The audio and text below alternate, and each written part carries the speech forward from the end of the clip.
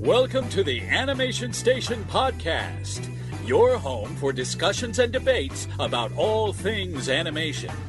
Each week, we'll rank, review, and revel in animated shows from yesterday and today, and from around the world. So grab your Acme slingshot, set your mobile suit to autopilot, and put on your mouse ears. The Animation Station Podcast begins now.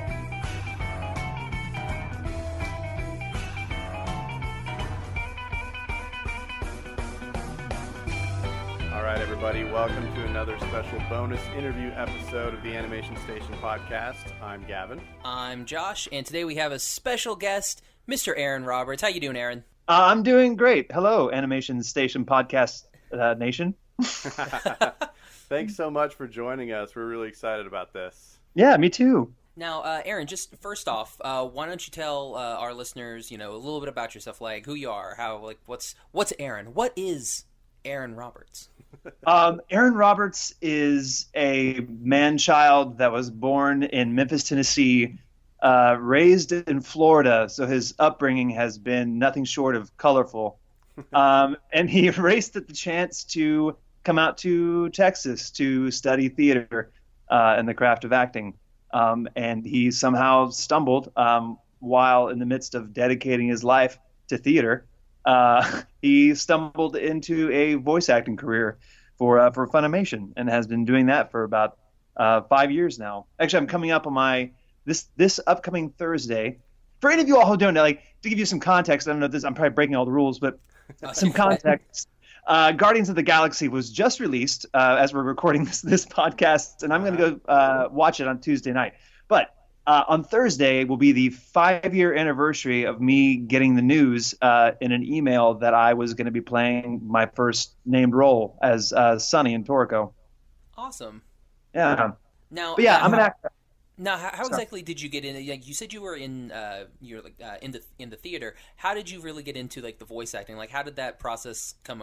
Did you go in for a casting call? Did someone say, "Hey, Aaron, think your voice is good. Maybe you should go try out here"? How did it go? Man, I didn't even anime voice acting wasn't even on my radar as far as for a long time, because I went to school here in Dallas, and then I moved back here in 2008. I did a show with Chuck Huber, who's the voice of Android 17 and Emperor Pilaf and a myriad of other characters. And he's one of my closest friends. But we did a show together where he played Sherlock Holmes. And I remember seeing on his credits list, he had all these DBZ credits. And I was like, is this and I didn't know that until opening night of the show when they put out the programs. And I was like, man, is this really you? And he's like, yeah, they record up in Flower Mound. And I was like, they do what in Flower Mound? There's nothing up there. So anyway, I didn't want to abuse that relationship, and he was like, hey, can you give me an audition or whatever? So I just kind of laid in the cut for a long time, continuing to work hard in theater. And I ended up doing a show about the race to invent television with Joel McDonald. And Joel, it was an ensemble show, which meant there was a lot of different people playing a lot of different characters. And I was playing a Jewish businessman from New York. I was playing a West Coast business guy, and also and I spoke Russian in the show. And wow. Joel basically he was going to offer everyone in the show a chance to come in and audition since he directs up there. And he was like, "Hey man, you've got range, and your Russian accent is really good. Would you like to come in?" And I was like, "Yes, please, let's do that." And so yeah, he gave me I got a small part on a show that he was directing, which was this ripoff kind of Men in Black called Level E. In which I had an unnamed detective role, and then the very next show that I auditioned for was Toriko. That was my second audition, which is crazy. So do you still work on the stage at all? Do you do any plays or anything like that? The last play that I did was last April, and I haven't read much since then that has really piqued my interest. But I'm definitely I'm open and absolutely wanting to do that again. But yeah, it's been a year. The last play I did was called The Nether, which is a really dark, it's so good. It's a really dark piece, and it's really timely based on like whatever. I never, until I recently played the VR Batman on PS4, I never really understood people that would have like set up life support systems to live in a virtual world. Yeah. But everything inside that game is so beautiful. I never wanted to leave. Anyway, so the Nether basically deals with people that are living like in the not so distant future, or people that are living in this they become shades. And they live in this online world, and basically there's this place that my character created, where you get to enact some of the darkest parts of like your inner psyche and do like, I don't know, crazy things to kids and all sorts of weird dark stuff. But it's a really good show. But yeah, that was the last show I did was about a year ago. So okay, here's a good one. So since you were kind of schooled in the theater arts, and you kind of jumped into this voice acting thing, were you a fan of or aware of any anime before you went into that? Man, that's a great question, and this is what I would say this, that when I was growing up, I was not allowed to watch anime. I grew up in a pretty religious household, but like I guess in retrospect, that policy seems a lot more racist than it does religious. But for whatever reason, I wasn't really allowed to watch it, and so I never got to watch like Pokemon or Yu-Gi-Oh. I think Yu-Gi-Oh was probably just a little after my time because I'm old. But I definitely saw the staples of anime, and I was always fascinated with anime. I remember like how different. I don't know. It made me feel. I feel like even like anime for kids deals with such darker. A lot of like darker elements and like serious questions that like North American cartoons and American cartoons don't. But anyway, Akira was one of the first things that I ever saw, and I was told you absolutely had to see that, and I saw that when I was a kid. The only other like touchstone that I have for anime as a child, there was this show that came on Sunday mornings, and I went back and researched it, and apparently there were only 3 episodes, like 3 little like mini movies, like 45 minutes long. And it was this show about this character called Unico, which is like unicorn, but without the R and the N. And of all places in the world, this thing came on Sunday mornings on the Disney Channel. Wow. Yeah. And it was bizarre. Like this little tiny cute unicorn would like hang out with like Beelzebub or whatever. It was like hanging out with the son of Satan. Who was also like he was like had a bad relationship with his dad, and then like I remember like there's like this weird puppet master that was like kidnapping people and turning them into bricks and like building a castle out of people. Wow. Really weird. And then like whenever Unico's friends were in danger, Unico would like Hulk out, would just like go beast mode and like stab things with its unicorn horn. So that was my only. That was my only contact with anime. And then when I found out that it was a possibility that I could start doing voice work for research, I started when I 5 years ago for research. The first animes I started watching were like High School of the Dead, and which is fantastic series, great fun. But yeah, High School of the Dead, and also Fairy Tale. Nice. Figure out because I got in there and I did recording for level E, and I just remember thinking like I have no idea what I'm doing. Like I have no idea what's happening here. I need to figure out how to emulate this style and figure out how this world works. But yeah.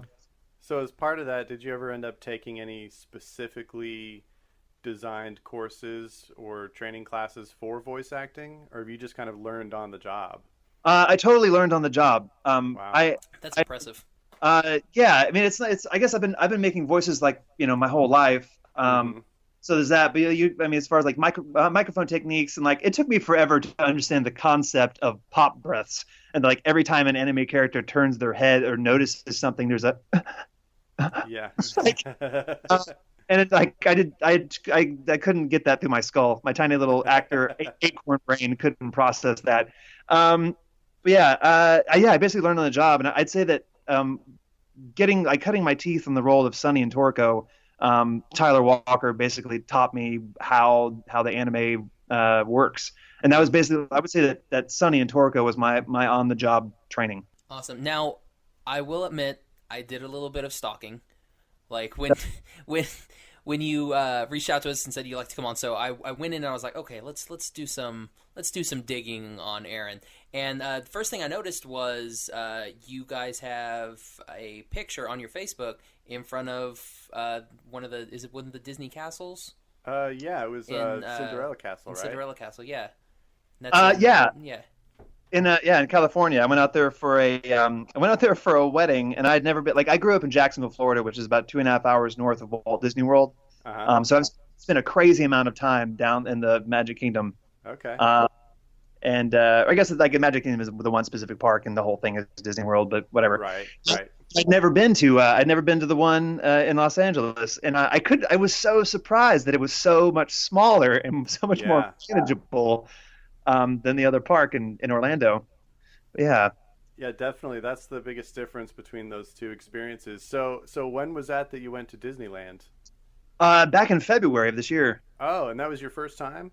Yeah, it was my first time. Oh, wow. See, I'm a frequent park visitor myself, but I'm a West Coast guy, so I'm always at Disneyland. I've only been to Disney World once. But yeah, when the difference in size is immense. I mean, it's a totally different experience because of that. Yeah, I was pretty shocked. Mm-hmm. But I would say one thing that I really loved about the park in LA was the Indiana Jones ride. That was awesome because they don't have it. Oh yeah, that's amazing. They have a stunt show, I think, over on the East Coast, but not a ride. Yeah, that's an incredible ride. Like, I love that partnership that Disney has had with George Lucas going way back to the mid '80s when they did the first version of Star Tours, and now that Disney World and Disneyland are both getting a Star Wars land, oh my gosh, so excited for that. Yeah, that is going to be awesome. So, are you in particular a big Disney fan? Do you see yourself ever trying out for any Disney roles, voice acting wise? I would absolutely love to, and I'd be an idiot to say in any public forum that, like, no, screw the mouse. Yeah, well, I would absolutely love to. That would be amazing. I mean, I will be, like, perfectly honest that I can't, like, I have not, and I haven't seen a feature film, an animated feature film of Disney's in the theater for quite some time. Like, I haven't seen Frozen yet. I haven't. No, actually, you know what? That's not true. I saw Moana. Good. I saw that in the theater, and that was great. Man, and they're pushing all the buttons, man. They're pushing all the buttons because there was points where it was like, I'm not gonna cry, don't do it. And I still did, but I think, like, specifically, I did not go see Frozen because everyone was posting viral videos about their children screaming "Let it go" in the back seat, and, like, now, like, I can't have that as a personal mantra. Like, I can't, like, if something's upsetting me, I can't just, like, let it go, Aaron. Ah, damn it! Right. Oh man. Well, like, what is that like for those of you that are kind of in that Funimation circle, like in Texas? I mean, do you guys get casting calls from the West Coast? Like, do you hear about opportunities out there? Like, how does that work? Like, how would you even go about auditioning for something out there? I have a talent agent here in town, and we get a lot of. I guess I can't be too specific, but I will say that I can't. I can audition. I get a lot of auditions for Telltale games, for that company, and then there's a couple other companies on the West Coast that are scanning nationwide to find the best match for what they're looking for. And I think there's I don't know, man. I was talking to Ian Sinclair about this at some point in the past few months. Talking about the differences between the opportunities that are available to you here in North Texas and the ones that you get when you're a actor living in LA. Because I will be able to, in a year's span, play more characters and do more video games, but I'm probably realistically never going to play, Captain America in the new Avengers Assemble cartoon. Like, that's probably not going to happen. But yeah, I mean, but there's a lot of work gets kicked out here for sure, especially with all of this, because I think that the voice actor strike is still happening, and I know that our agency is doing due diligence to make sure that we're not taking scab work. But yeah, I know, like, there's a lot of that going on too. That people have, there are people in LA, video game companies in LA are reaching out to other communities and whatever actor sources across the country to try and find voice substitutes for their games. Now, Yeah. I know you've done some video games. Like I know you did some stuff in Borderlands and in Dragon Ball Z, Xenoverse. Was it 2? Yes. I think. Yeah. So what's that like? What do you like it better when you go in and you can kind of record all of your stuff for like an anime or anything like that, or would you rather do more of like the video game stuff where you got to do a lot more efforts and everything like that? I would say from an exhaustion standpoint, I mean, you learn to manage not blowing out your voice, and you try to do all your yells at the end of your session and all that sort of stuff. So you get through the rest of it. But I'd say from an acting standpoint, I definitely prefer to be on a journey with the character, as like, I don't know, as it's happening, and like experience that and be able to make like specific adjustments in my attitude and like my reactions to other characters and all that. You have to rely on trust your director to help you through, because you basically, when you go for a video game, I mean, a script for anime, you've got your entire Excel spreadsheet in front of you, where like you've got the lines and the dialogue from every single character in the game, or not the game, the show. And when you go in for the video game, like you've just got your lines in a spreadsheet. And so you've got to, in order to keep those things from becoming, I guess, robotic or stagnant, you've got to consciously mix it up and like start to vary your tone, and then provide like three different takes for a single line, because you don't know exactly where that line is going to land. Like specifically, when I was recording for Xenoverse 2, when I was recording Hit, there was this like, it was like a lot of the lines were like, let's get to work, or like it's time to go to whatever, was the time to get down to business or whatever. And Sabat was reading through those lines, and he was like, man, this is a lot of like, let's get to work, let's do it, like, and I was saying repetitively again and again. And so he changed one of the lines to, it's time to make the donuts. And and I was like, really, man? So okay, cool. And so we recorded that line, and that ended up being the character select line. Yeah. Anyway, but I would say I don't know. I'm not worried about exhausting, because I warm up thoroughly before sessions, and I'm not worried about exhausting my voice at this point in my career. But I'd say acting wise, I definitely prefer to be moving with a character through a show. Okay, it's a long explanation for your question. No, that was great. It's totally fine. That was great. So, what has been your favorite character to voice? Man, I would say, I've got a character that I can't talk about. That's always the worst. Yeah, that always happens. It's like on all of our interviews. You're like, so what do you have coming up? Can't talk about it. Like, it's a property that no one even knows is being dubbed. Wow. And it is, I think, the guy that I'm playing, I think, is the best character in the show. That's cool. And when I auditioned, was the only character that I wanted to play. Anyway, but I think that guy is going to end up ranking up really high. Cool. To answer your question, on my favorites list, I would say Sonny from Toriko. I would say like that. Like he will always have a special. I wish we could have finished the dub on that series, but he will always have a special place in my heart. I mean, I don't know if it was because it was my first big role and it was like cutting my teeth on that or whatever, but I really like his voice. Like it's like this hot, I like his high, like haughty. Yeah, still, yeah, it's really interesting. His uppity, righteous, indignant business. Nice. Now, this is going to be kind of more of a fun question. We're going to say you get to voice whatever you want, anything. So it could be anime, it could be Disney, DreamWorks, whatever. You get to voice the character of your choice. Who would you like to voice? And this can be new stuff, old stuff, whatever you want. I want to voice the Riddler in everything. Oh, that would be great. That would be fun. Yeah, that is definitely bucket list item for me. I want to voice the Riddler. Or try and go more like Frank Gorshin with it? I don't, not necessarily, I really like what this guy is doing on the Gotham series. Oh, yeah. and live the live action. I don't know if I'd go. I don't know if I'd end up going that gruff with it. Maybe, but I would definitely like be a more borderline psychotic, and like definitely not like Frank Gorshin. I always think of him just like, oh yeah, he's just always crazy. He was the best. That's why I loved him.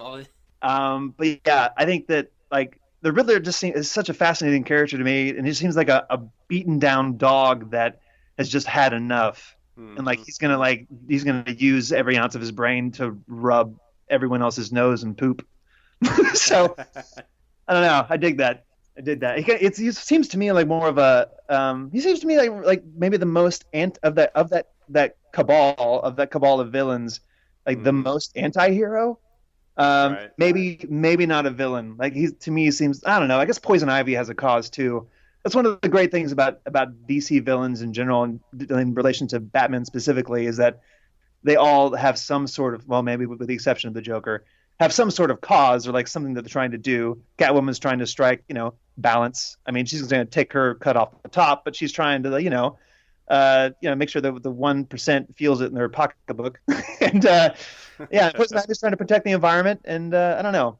I guess Penguin also doesn't have a lot of moral integrity either. But anyway. Right. Yeah, but I would absolutely love to voice the Riddler. So what would your Riddler sound like? So not to put you on the spot or anything. Let me see. I think no, I can't do that, man. Yeah, I don't know. It's pretty. I mean, it's like, yes, you are. You're totally putting me on the spot. Just maybe like a riddle me this type, Jim Carrey-esque, some line.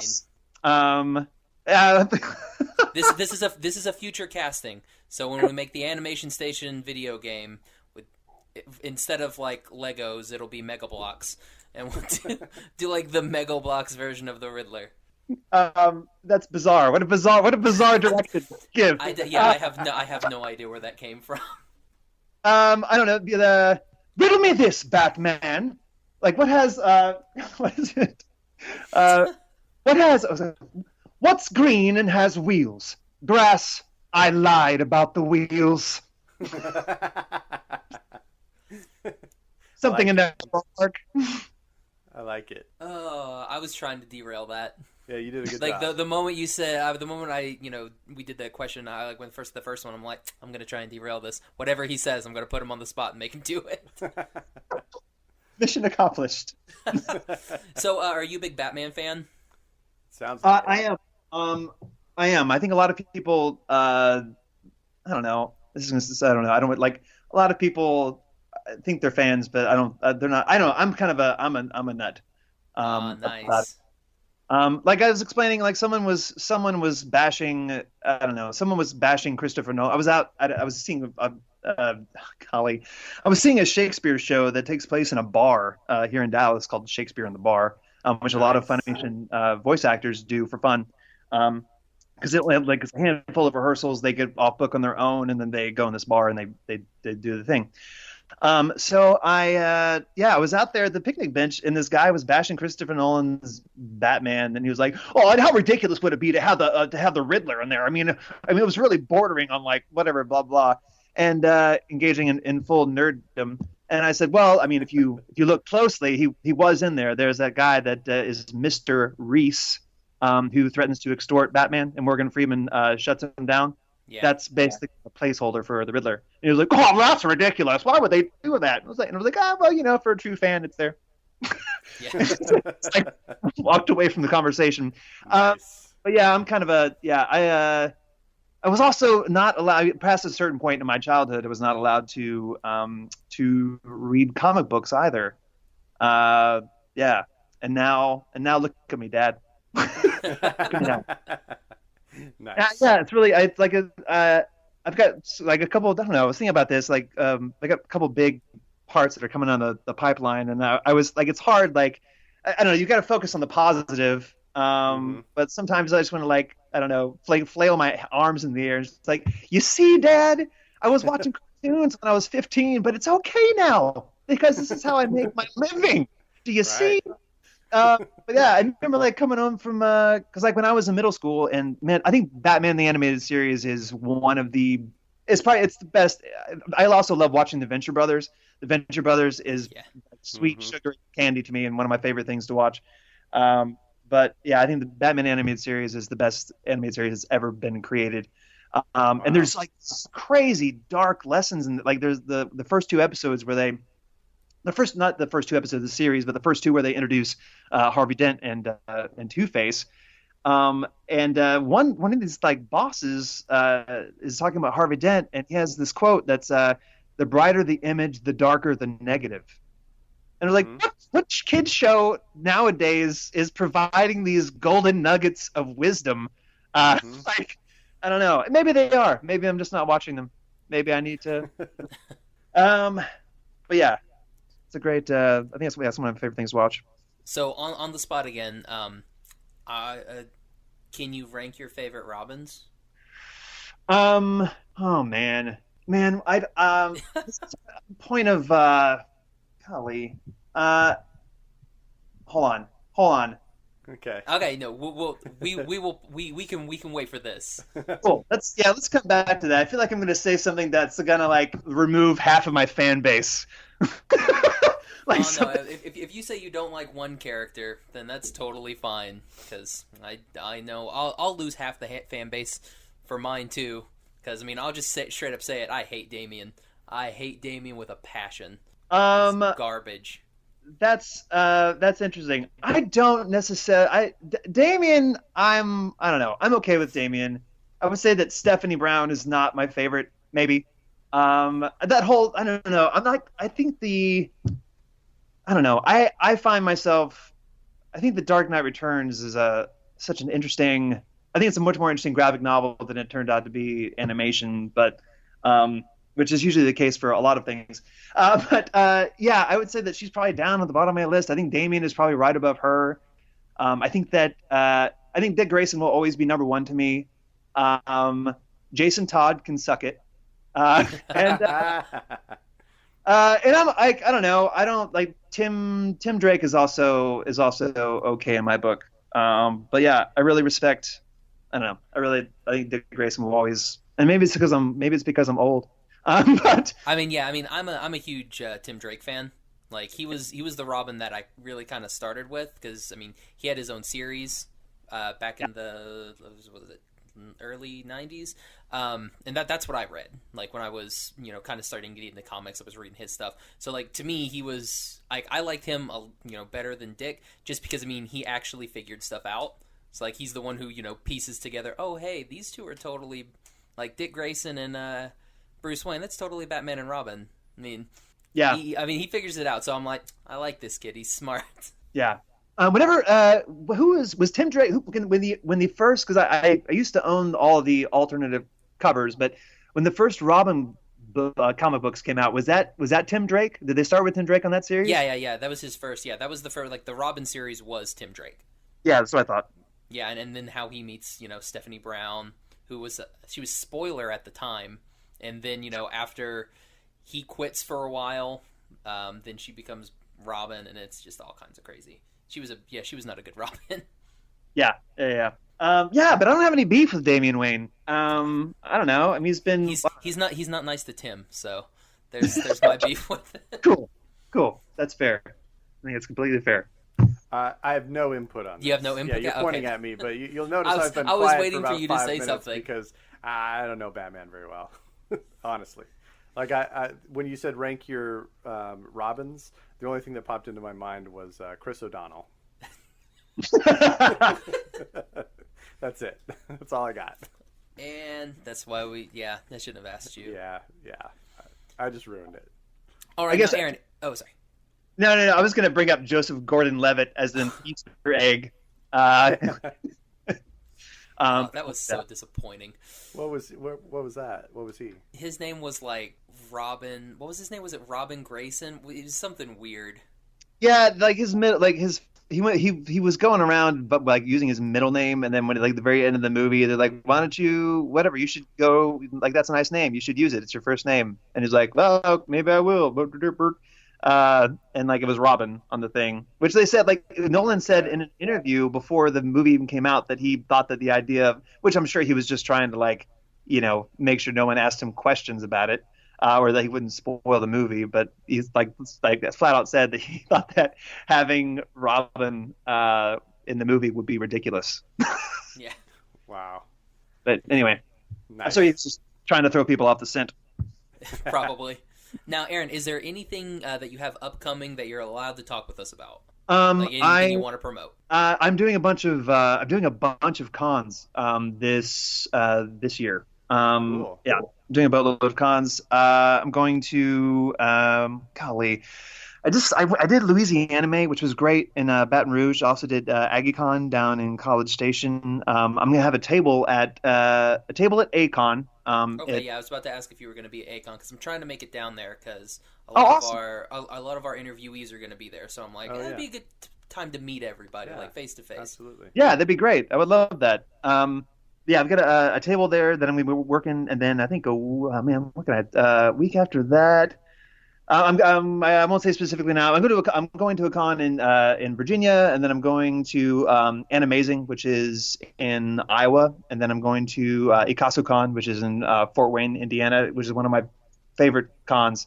There's a gyro place that's right next door that's so delicious. I think I ate there 8 times last year. Wow. And then I'm doing I've got a bunch of if you go to animecons.com and click on my name, you'll be able to track me down. And I'm also really excited to go to Times Square in August for Liberty City Con, which is going to be it's the first time I've ever done a convention in New York, which is really exciting. That's cool. Sweet. Yeah. Now, where can all of our fans find you, like social media wise? You can find me on Twitter and Instagram at Aaron Roberts. Yes, not Aaron Roberts Eyes or Aaron Roberts Reyes. Just Aaron Roberts YES. Nice. Like the 80s band. Yes, absolutely. And then you can go to Facebook. If you go to facebook.com/Aaron Roberts Actor, you can also track things there. Awesome. Now, Gavin, what about you? Well, everybody can find me on Instagram and Twitter at Gavin Otteson Art. And you can find me on Twitter and Instagram at Josh L. Kane. You can find the show on Instagram at Animation Station Podcast. You can find us on Twitter at Animate Podcast. You can also find us on the website, animationstationpodcast.com. You can also check us out on Instagram. Oh, not Instagram. I already said that. iTunes. There you go. Start with eyes. iTunes, Stitcher, and you can also go to our website, click on the little podcast tab. Listen to all of our stuff. All right, Aaron. Well, thank you so much for sitting down with us and having a little chat. Yeah, thanks for having me. It's been a blast.